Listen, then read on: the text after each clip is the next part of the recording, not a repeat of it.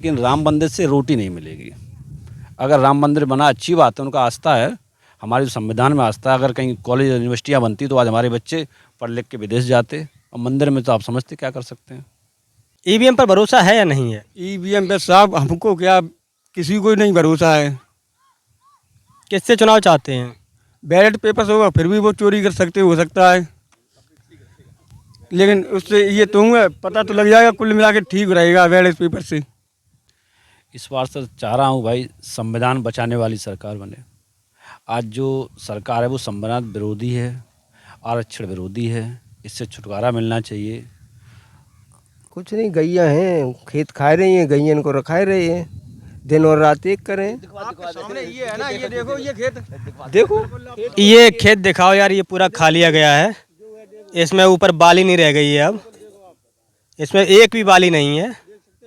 ये गेहूं का खेत है। नरेंद्र मोदी वगैरह का आप पैसा माफ़ कर सकते, ले जा सकते, किसानों का पैसा नहीं आप माफ़ कर सकते, करिएगा। नमस्कार दोस्तों, आज हम आए हैं कुछ दलित लोगों के बीच। हम इनसे बात करेंगे और जानने का प्रयास करेंगे कि ये क्या चाह रहे हैं 2024 चुनाव में। तो आइए हम बात करते हैं।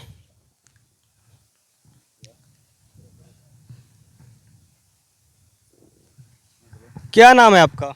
पंकज नाम है। किस बिरादरी से हैं? मैं एससी से आता हूँ, जाटो समाज से आता हूँ। क्या चाह रहे हैं इस बार? इस बार से चाह रहा हूँ भाई, संविधान बचाने वाली सरकार बने। आज जो सरकार है वो संविधान विरोधी है, आरक्षण विरोधी है, इससे छुटकारा मिलना चाहिए। और अच्छा, हम कई जगह बात करते हैं तो दलित लोगों में खासकर ये डर है कि संविधान कहीं ख़त्म ना कर दिया जाए। तो क्या ये डर आप में भी है? बिल्कुल है। 69,000 एक भर्ती थी, उसमें मैं उसका प्रताड़ित हूँ। उसमें आरक्षण जी खा गए, क्या मिला? एससी में सिर्फ वैसे तो एससी जागरूक हुआ है, लेकिन एससी में कुछ लोगों को चावल का, जैसे लोग कहते हैं कि एससी चावल पे मरता है, चावल पे नहीं मर रहा है।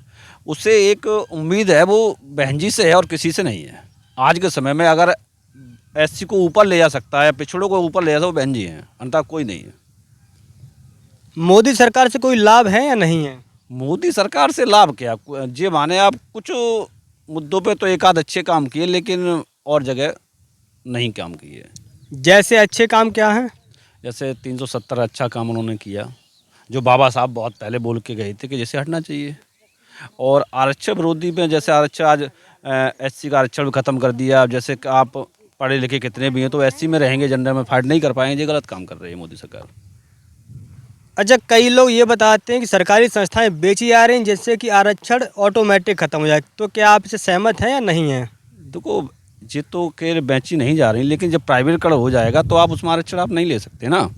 जैसे आप प्राइवेट आपके अंडरटेकिंग कर दिया जाएगा तो अपने लोग रखेंगे, जायज़ बात है। तो हम लोगों का आरक्षण रहा उसमें। बेरोजगारी की समस्या है या नहीं है? बेरोजगारी की सबसे बड़ी समस्या है। महंगाई? तो महंगाई तो समय समय से बढ़ती है, लेकिन उसके सरकार को साधन सोचने चाहिए, आय भी बढ़ानी चाहिए। किसानों का एमएसपी चल रहा है, उस पर सरकार नहीं बात कर रही है, करना चाहिए। अच्छा, विधायक को आप पेंशन दे सकते हैं, क्या एमएसपी नहीं दे सकते हैं? भाई आप कहिए नरेंद्र मोदी वगैरह का आप पैसा माफ़ कर सकते, ले जा सकते, किसानों का पैसा नहीं आप माफ़ कर सकते हैं, करिएगा। किसान आंदोलन के समर्थन में है क्या आप?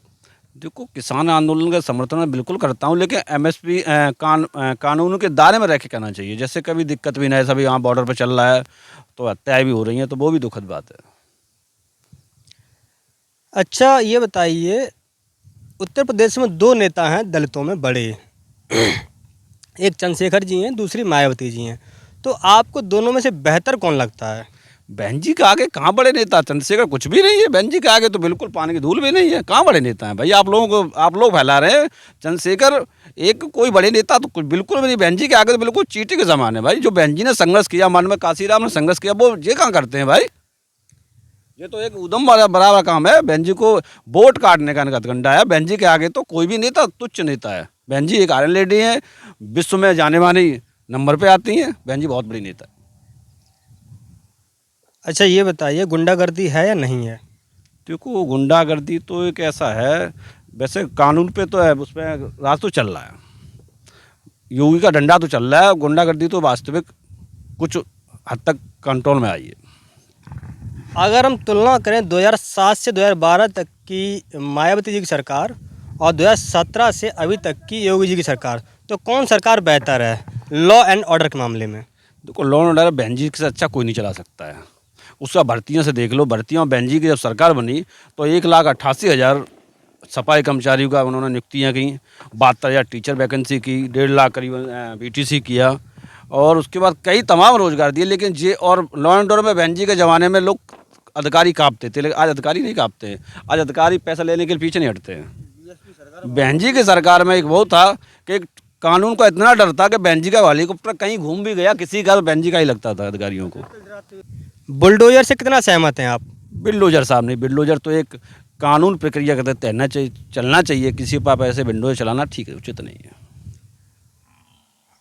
अच्छा ये बताइए, ईवीएम पर भरोसा है या नहीं है? देखो साहब, ईवीएम पर, अब ईवीएम की बात है, अभी चुनाव हुआ था 15 दिन पहले, आपका क्या नाम वहाँ पे मेयर का चंडीगढ़ में, तो बैलेट पेपर भी उन्होंने कहा तो अपने तरीके से कैंसिल कर दिया। तो अब बताओ किस पे भरोसा किया जाए? वो बैलेट पेपर भी चोरी करेंगे, वो ईवीएम पे भी चोरी करेंगे, वो मानेंगे नहीं। आपके सामने अभी आपने देखा। तो आप बहन जी की सरकार दोबारा चाह रहे हैं? मैं नहीं चाह रही, बिल्कुल पूरी जनता जनता जी चाह रही है दलित पिछड़े आदिवासियों की सरकार बने, संविधान की रखवाली सरकार बननी चाहिए। पिछली बार आपने किसको वोट किया था? बहन जी को ही वोट किया था। लोकसभा की बात है या विधानसभा की बात कर रहे हैं? दोनों चुनाव में बताइए। एक बार गलती से 2022 में हमने कहा बीजेपी को वोट किया, तो उसका नतीजा ये आया, आज मार सांड घूम रहे हैं, मार बहुत दिक्कत हो रही है। छुट्टा जानवर की समस्या है। बहुत बड़ी समस्या हमारे यहाँ तो, बहुत, कोई गौशाला भी नहीं बनाया, एक ग्राम पंचायत पूरे में नहीं कहीं बनाया। अच्छा ये बताइए, अभी एक वैकेंसी आई थी पुलिस की जिसमें 60,000 वैकेंसी थी, उसमें 50 लाख फॉर्म पड़ा और उसके बाद पेपर लीक हो गया। इसके बाद आरओ का और कई पेपर लीक हुए। इस पर आप क्या कहना चाहेंगे? तो कुछ सरकार की सोची समझी मंशा है। जब लोग योगी जी का इतना अच्छा शासन बताते हैं तो फिर पेपर लीक हो कैसे गया? ये उनका एक वो है, प्रोपोगंडा है। जैसे आज वैकेंसी लीक कर दी, वो पेपर रद्द कर दिया, लोग इसके थ्रू अब वोट देंगे, चुनाव में आके अपने घोषणा करेंगे हमने पेपर लीक कर दिया। जब आपकी इतनी अच्छी सरकार है तो आपको लीक होने की कोई दिक्कत ही नहीं थी। कहाँ से लीक हो गया भाई? आप जिनके अधिकारी इन लोगों ने मिलके कराते हैं सब। राम मंदिर बन गया, क्या कहना चाहेंगे इस पर? अच्छा साहब, राम मंदिर बन गया, अच्छी बात है कि देखो हमें किसी से वो नहीं है, लेकिन राम मंदिर से रोटी नहीं मिलेगी।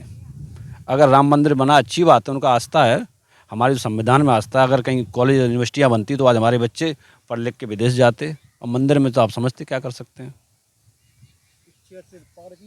ये बताइए, अगर आपको 2 बुक्स पढ़ने के लिए दी जाएं, एक रामायण दूसरी संविधान, तो आप किसको पहले पढ़ना चाहेंगे? साहब जब साहब दलित पिछड़ा या जनरल पिटता है तो न्यायालय का दरवाज़ा खटखटाता है, तो किताबी काम आती है साहब, बताओ नहीं आती है?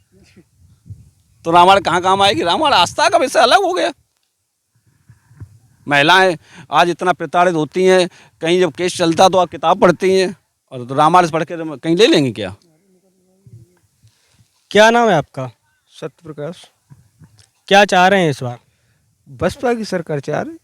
किस बिरादरी से हैं? जाटव समाज से। तो मोदी की सरकार क्यों नहीं चाह रहे हैं? मोदी की सरकार में क्या रखा है? कुछ नहीं, गैया हैं, खेत खा रही हैं, गैयन को रखाए रही हैं, दिन और रात एक करें। सामने ये है ना, ये देखो, ये खेत देखो ये खेत दिखाओ यार, ये पूरा खा लिया गया है, इसमें ऊपर बाली नहीं रह गई है। अब इसमें एक भी बाली नहीं है। ये गेहूं का खेत है। आपके सामने ये अच्छा ये बताइए, महंगाई बेरोजगारी की समस्या है या नहीं है? बेरोजगारी तो है ही है। जब कोई वो नहीं है तो बेरोजगारी है। कहाँ पे रखी है? सब प्राइवेट है। पढ़े लिखे युवाओं को नौकरी मिल पा रही, नहीं मिल पा रही है? कहीं पढ़े लिखे सब घूम रहे। आलू बिन रहे 300 रुपया में। देखो जी, आलू बिन रहे। बीर रहे जी, हम बीएड करे हुए हैं छात्र, कब से 2017 से की हुई है, तब से यहीं आराम से आलू बीर रहे, यहीं रखा हूँ बस। तो आप यहाँ मजदूरी कर रहे हैं? नहीं, हाँ मजदूरी मान लो आप। 300 रुपये मिलेंगे तो हमको बस। बीएड कर मजदूरी कर रहे हैं? बिल्कुल कर रहा हूँ साहब, आज तो नहीं कर रहा हूँ, 2017 से कर रहा हूँ यहाँ पे। पिछली बार किसको वोट किया था? मैं बीएसपी की वोट कर रहा था, अभी तक किया था, लेकिन एक चुनाव ऐसा आ गया था, उसमें कुछ कनेक्शन थे, उनको एक बार बीजेपी को वोट कर दिया था बस, अन्यथा कभी नहीं वोट करता हूँ मैं बीजेपी को। राम मंदिर बन गया, क्या कहना चाहेंगे उस पर? अरे साहब, राम मंदिर बन गया, आपका अच्छा रहा, राम मंदिर बन गया, बहुत जनता चाहती भी है राम मंदिर बनता, लेकिन एक बार बीएसपी ने वो पार्क बनवा दिए थे लखनऊ नोएडा में, उसके लिए इन्होंने कितना उल्लंघन किया था पता है आपको। तो आज वहाँ से इनको टिकट मिल रही है, टिकट से पैसा वहाँ पैदा हो रहा है, इनको कोई दिक्कत नहीं है अब। और लेकिन राम मंदिर से क्या होगा आप बताइए। ईवीएम से सहमत हैं या नहीं है आप? ईवीएम पर भरोसा है या नहीं है? ईवीएम पे साहब हमको क्या, किसी को नहीं भरोसा है। किससे चुनाव चाहते हैं? बैलेट पेपर्स होगा फिर भी वो चोरी कर सकते हो सकता है, लेकिन उससे ये तो है पता तो लग जाएगा, कुल मिला के ठीक रहेगा बैलेट पेपर से। ठप्पा लगाना चाहते हैं? बिल्कुल, टप्पा लगे तो ठीक भी होगा, गिनती तो हो जाएगी, यहाँ इतने वोट पड़ा हमारा गए का, वो तो एक क्लिक करके हाल तुरंत ही ट्रांसफ़र कर देते वोट को।